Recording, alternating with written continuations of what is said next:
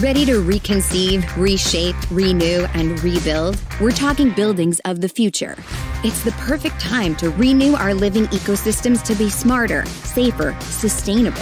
Retrofit with the hardware, software, and services that create real resilience. Redesign with more digital, more electric, and more efficiency. Retool so they revise, react, and respond to our needs. Life is on.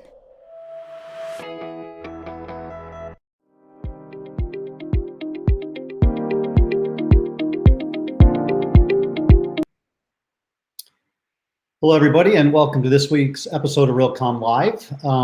It's going to be a great show. For the last 3-4 weeks, we've been very specifically talking about smart building projects, large ones at scale, and all the exciting new opportunities they present. Today, we're going to, unfortunately or fortunately, going to be taking some time to talk about a little bit more of the defensive side of a smart building strategy, specifically what it has to do with cybersecurity. And as the buildings become more instrumented and networked and connected, for all those benefits that they bring to the owners, the occupiers, there also increase the potential for trouble as it relates to cybersecurity. And we've got two great folks joining me today, Ryan Allbaugh, the Real Estate Technology Innovation Strategist for Wells Fargo, and Nealon, VP of Cybersecurity and Infosecurity for Brookfield Properties. Guys, really good to see you. How are you? Good, Jim. Good to see you as well. Good to see Feeling you. good, Jim. Thank you. Yeah, and you know, obviously Wells Fargo and Brookfield, two household names from the standpoint of real estate ownership and operations. Brookfield on the owner side, and Wells Fargo on the occupier side. Not too many people bigger than you folks. I mean, I think Brookfield, one of the largest asset managers in the world. And Ryan, how many employees do you have at Wells Fargo? I think our recent forecast was somewhere around 250,000. Yeah. So first of all, thank you for lending your time as well as your brand to this conversation. And I think it's important to note that this is a very important topic, one that we all have been working on for at least 5 years. And I'll be the first to say that I still don't think that the industry has truly embraced the importance and the need to dedicate certain time, money, and energy to this issue. So what I wanted to do was to lay some groundwork as far as, all right, cybersecurity. We all know about the breaches, SolarWinds and the Microsoft breach in the last few months, the Office of Management and Budget 6 years ago, the Sony hack. I mean, there's big high-profile attacks that were either stealing data or making life miserable, right? Through just attacking somebody system and impeding performance. So let's talk about specifically cyber threats as it relates to building operation technology, okay? HVAC, lighting, access control. What are some of the things that building owners have to be concerned about when it comes to somebody attacking their building? Ryan, why don't we start with you? I think some of the challenges with the building technology world is that there's ultimately two components to it, right? We have an IT component that would be the computer or server or network equipment that helps the components of that system communicate, which I think we know how to deal with pretty well, although there are some challenges in the building world. I think the bigger challenge though is the what we call the operational technology side, and these are the Internet of Things, the widgets that are now getting more and more connected to our IT backbones, and they just don't have the level of sophistication or the processing power to incorporate a lot of the cybersecurity protections that we see in the traditional IT. So I think that I think gets us to the core of some of the challenges that we're up against from a hardware perspective. But I mean, I'm talking about the literal application. So some of the stories that I've heard were the Israeli building that was completely taken over, sealed up, encrypted, if you will, and held ransom or ransomware, right? And held hostage, I should say. And I think that the entry point to that hack was through a parking system that eventually weaved its way through all of the different operating systems. We all heard of the attack on that ski resort where prior to ski season, all the electronic locks on the doors were locked and the building sealed, if you will. And they, in that case, they were also looking for ransomware. I know Rec, Charles and myself and others are starting to outline, what are the potential attacks or breaches as it relates to HVAC, lighting, access control, elevators. So Sean, I mean, have you heard of, either within your portfolio, and if you can't disclose, I fully understand, specific attacks on buildings that will give our audience an idea of what they need to be concerned about? Yeah, so as you said, I can't discuss anything specifically internally, based on our approvals. But what I can say is we do see attempted attacks. We also do a lot of penetration testing on our buildings. And I can say that, the traditional mindset that used to be used in properties, and I'm not talking about in Brookfield, I'm talking in generalizations from speaking to my peers, is that people, always said, oh, we keep OT and IT separate. We're not worried about IT because IT is completely separate from OT, because the view was, let's keep IT safe. Now that's definitely transitioned to saying we need to make sure the building is safe also. So we still keep them separate, but we need to make sure that people understand the risks of what's in the building. And to give you the example, we've seen issues in lighting systems not functioning correctly in case of an emergency, and that has nothing to do with necessarily a cyber attack.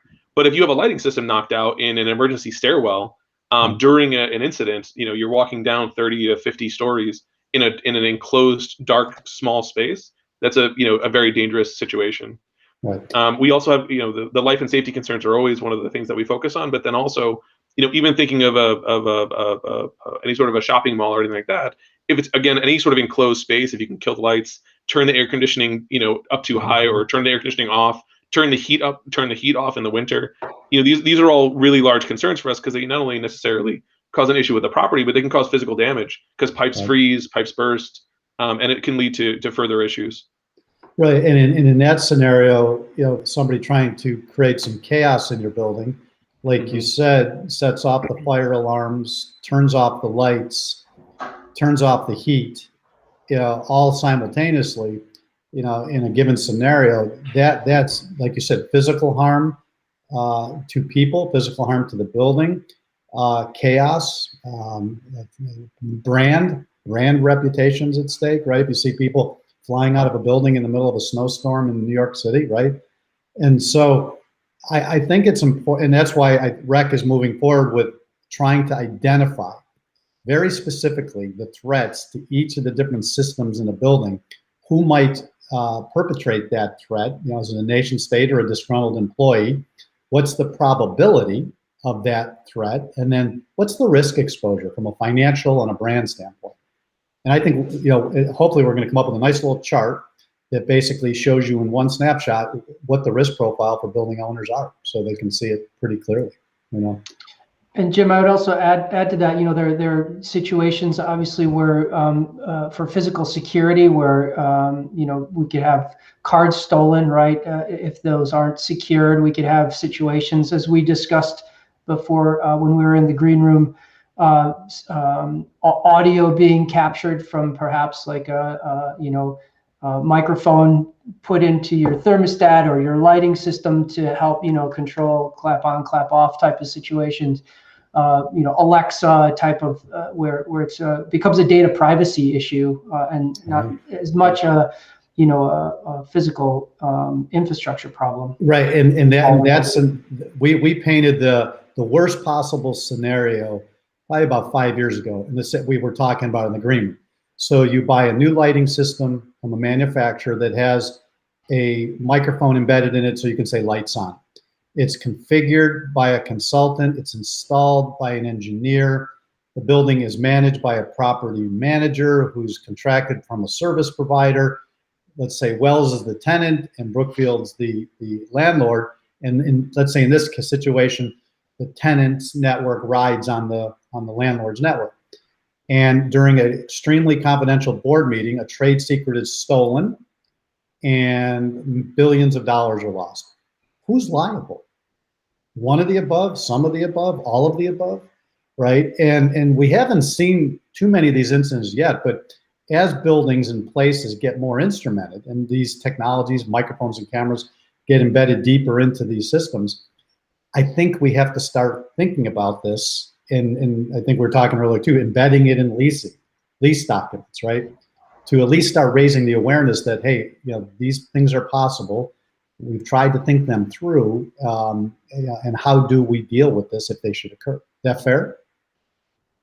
Yeah, I think that's fair. I think the other avenue right now we have to take is not using those types of systems, which is an unfortunate thing as well. So. Yeah, and what I would say, we obviously, my legal team could give a much better description of the things that we're doing with our contracts to, deal with the liability from those issues. But we also generally, make sure that we have that hard segmentation. So as I was saying, in Brookfield's case, we don't allow tenants to, to generally run on our network because of that issue. We don't want to be a service provider to them in that instance, because we want them to be able to manage everything themselves and be in control. But the one thing I would call out too that we haven't mentioned yet is also the supply chain risk management. It's exactly. We have a lot of vendors that are touching our properties all the time. And if you look at our properties, each property is its own world, right? It's its own network, it's its own system, it's its own entity. But there might be a vendor, and I won't name any vendors because I don't think any of them are doing something wrong. But there might be one of the vendors who's a large vendor that most building providers use, and if they have a cybersecurity incident, now you have access to hundreds or thousands of buildings, because it's not just Brookfield or Wells Fargo that's affected.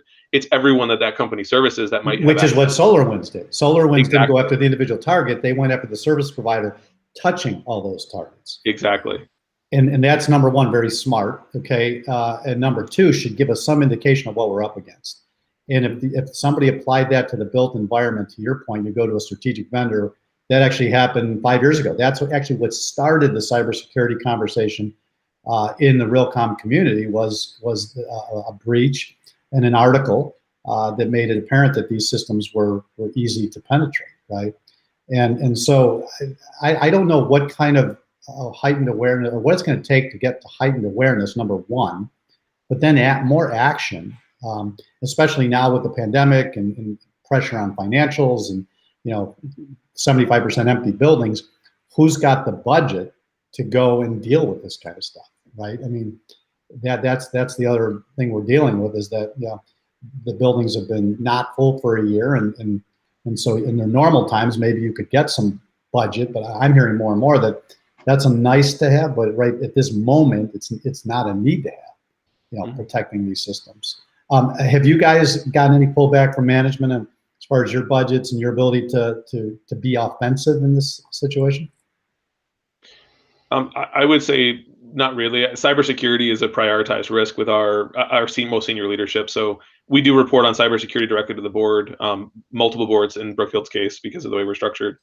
So I don't think that there's been a severe pullback in cybersecurity in any of our areas, because they understand the importance of it and the emphasis on making sure that we are secure.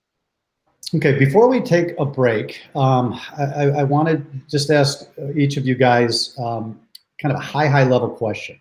Because what we're going to do when we come back from the break is we're going to talk about what people can do, right? Now that we've exposed the problem, and I think everybody's in agreement that we have a problem. But before we go to break, Sean, what keeps you up at night? I mean, what is the single most high-level problem as it relates to cybersecurity that keeps a guy with your responsibility up? Yeah, I would say it's really two things. I mentioned the third-party risk. That to me is still the biggest concern that we have, is that one of our it's a supply chain attack that will affect a large portion of our buildings, because we do use several providers widely.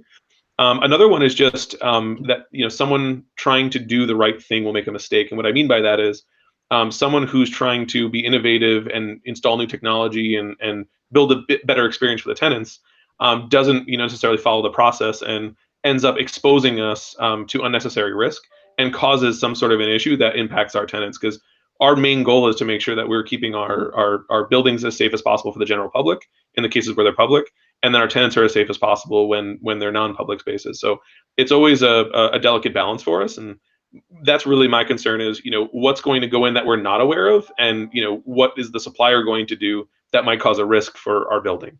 Yep. Ryan? I would say it is solving the problem at scale. We organization like Wells Fargo, we have over 6,300, 6,400-ish, buildings. We've got, over 13,000 ATMs, much or most of that come with some sort of this type of infrastructure, whether it be lighting or HVAC.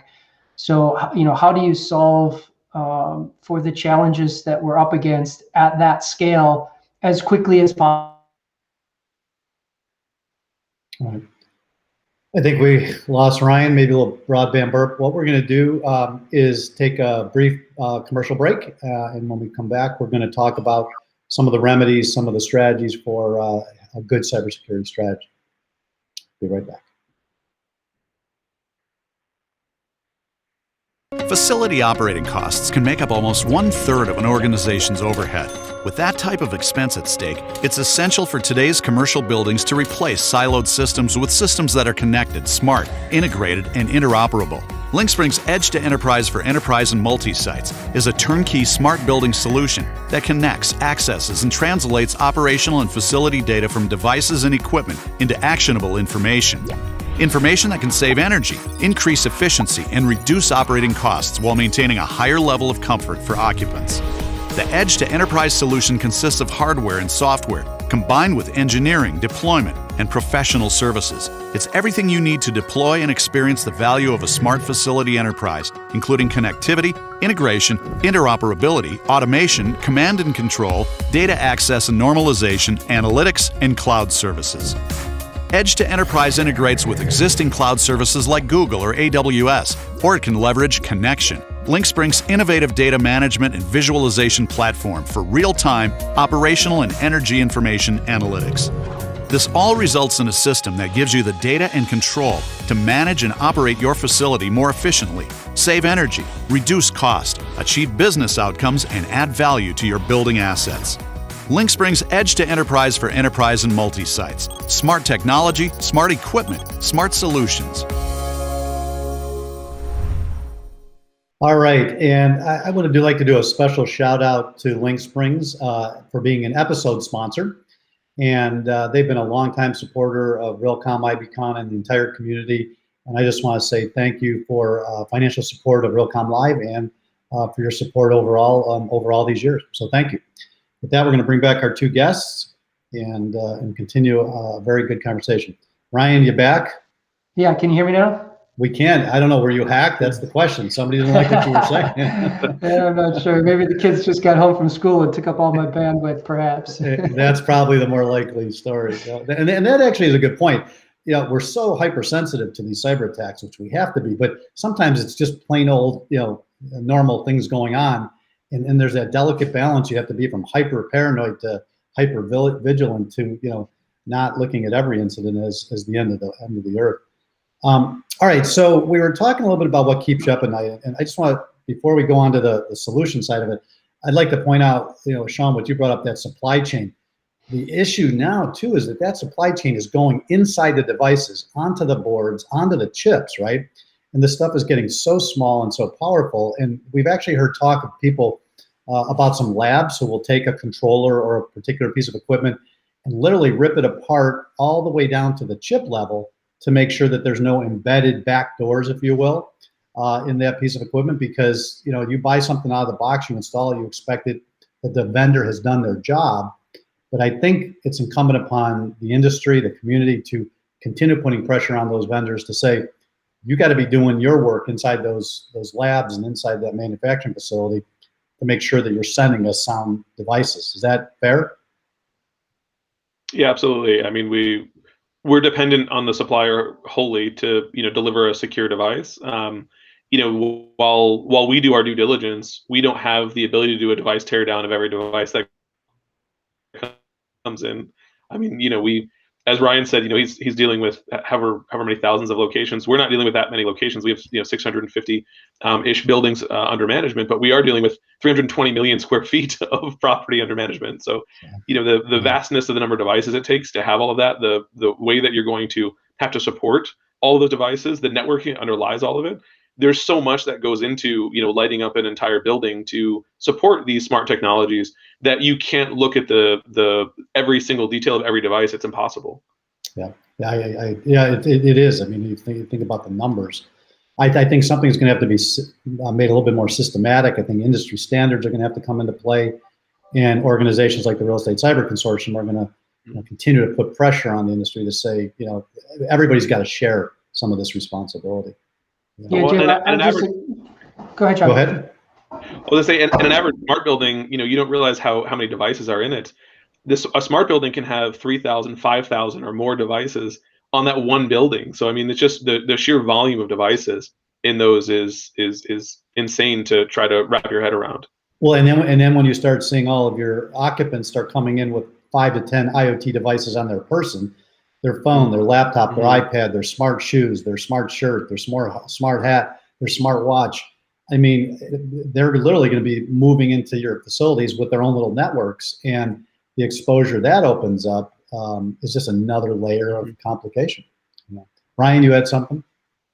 Well, no, I was just going to mention that there has to be a better base level standard in place for some of these IoT devices that are coming out right now. It's all over the board, and we have pretty stringent rules. I'm sure Sean has pretty stringent rules. They may differ, but I think probably at their core there's a set of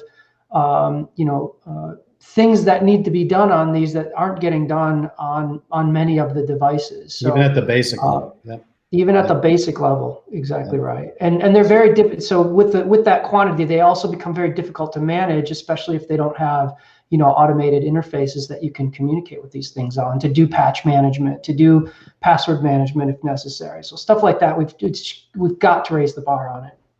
Exactly. So we only have a couple minutes left, and I want to get right to the Real Estate Cyber Consortium, because everybody's sitting there. Okay, you got my attention. I'm paying attention to this issue. I'm a little frightened by the magnitude of this issue. What do I do, right? So the quick and easy ones are, get educated, read up, hire consultants, reach out to people who are experts in this area. But I want to focus for our last 2-3 minutes on the Real Estate Cyber Consortium, right?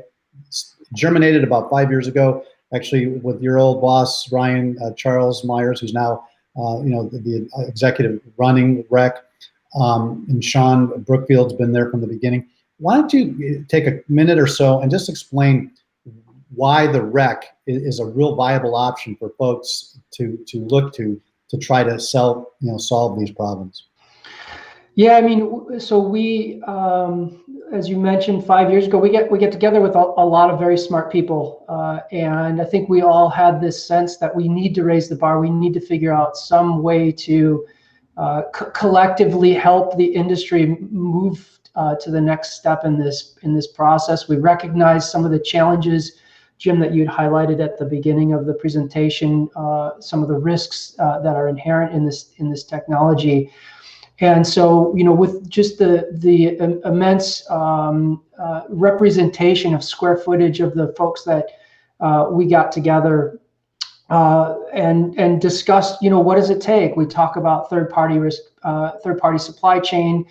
We talk about contracts. We talk about detailed operational controls for some of these areas. We talk about policies, procedures that should occur, and I think we've made some great progress. Trying to pull together the OT security world and partner them with some of our IT folks who know how to do IT security, but may not be fully aware of how the OT or the built environment needs to operate just from a properties perspective. So it's been wildly successful up to this point, and I think we've just hopefully about to hit that hockey stick curve to really start taking off on what we need to do. Ryan, real quick, unfortunately we're out of time. What about REC from your perspective, and why it's important to Brookfield? Sure. So for me, the reason REC has been so valuable has been just being able to speak to our peers and also understand the problems that everyone else is facing. Also, it's the standards that we've created. So the fact that we've gone through and actually created some documentation that's industry-wide to support others in building their cyber programs. The documentation that was created, I helped participate in creating it, and I do use it. So it wasn't just created as a template to hand out. It was created as something that we could use ourselves, but that would help others to actually make their program stronger. So I think the documentation that we've created, the documentation we're going to continue to create, but also that the ability to reach out to the people that are in the exact same seat I am to understand what the problem is, what they did for the problem that I'm facing right now, and have that industry knowledge is so valuable for me and for Brookfield. And as a guy who's been on the journey 5+ years since the beginning, that my response will be this simple. It is a big problem. You cannot handle it on your own. If we don't leverage each other, we will lose this battle, right? And there's no reason for an organization to start figuring this out on their own. A lot of smart people, to your point, Ryan, have been working on this. And if anybody's got any questions or issues, just reach out to any one of us, and we'll get you information about it. And hopefully this community, like you said, Ryan, the hockey stick begins. So guys, thank you so much.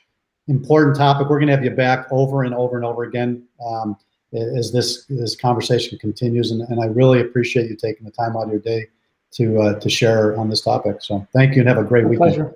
Thank you. You too. Nice seeing you, Sean. Thank you. Be good. Yeah, you too. Take care. Bye-bye. All right. So with that, let's bring on that ever so important part of the Realcomm Live episode, Howard Berger, and this week's Real Estate Tech, Prop Tech News. Howard, how are you? Hey, Jim. Can you hear me? We can. Okay. So thank you, Jim. And thank you, Sean and Ryan. Great show today. Yep. So as we do every week, we highlight a few stories from our weekly news briefing that's released on Thursdays, 11 a.m. Pacific.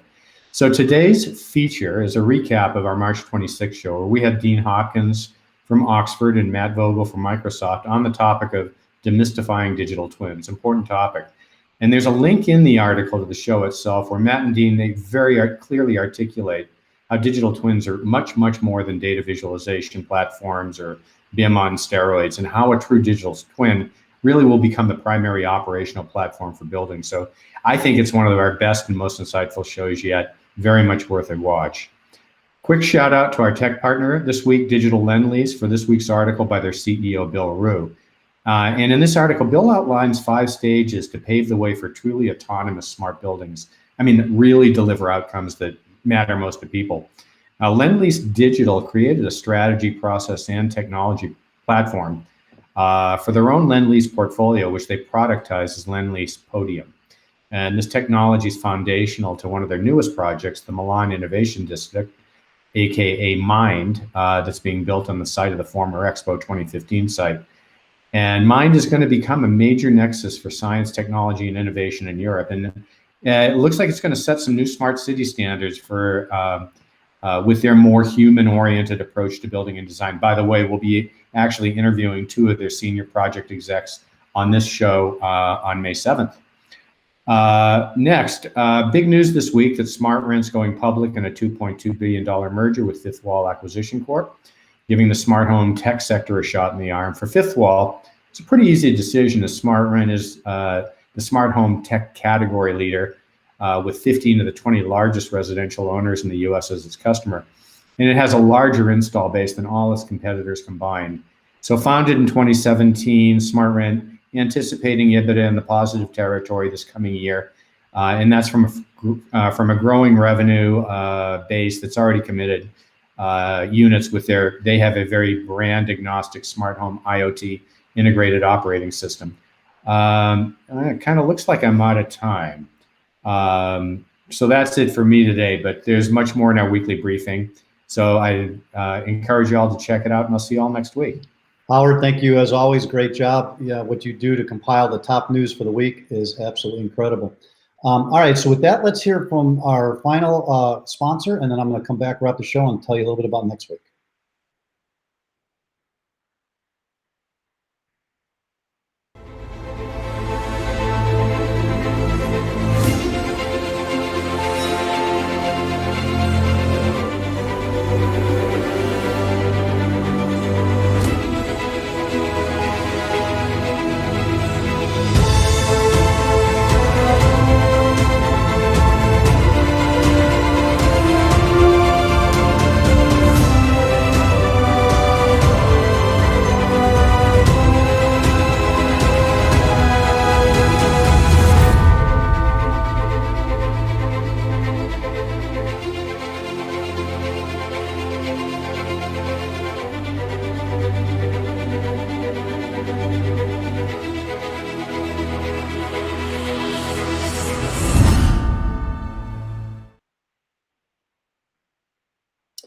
All right. First of all, I'd like to say thank you to everybody for this week's show. Sean and Ryan for their great insight on the topic of cybersecurity and OT. All of our sponsors, and a special shout out to LinkSpring for being the episode sponsor. Without you guys, we can't do this kind of stuff. So next week, again, we're scanning the globe for the practical use and implementation of technology, the projects. We're going to talk to you about Fifth and Dinwiddie project, a new benchmark for next generation mixed use development at the intersection of building science and data science. Got 3 great guests. We got Derek Tillman, Bridging the Gap Development, Craig Stevenson, the Oros Group, and finally Donnie Walker from Newcomb Boyd. So don't miss it. Another leading edge project, kind of resetting the bounds for what a smart building is. And we're looking forward to seeing them and you next week. So with that, have a great day, and we'll see you in a week. Be well.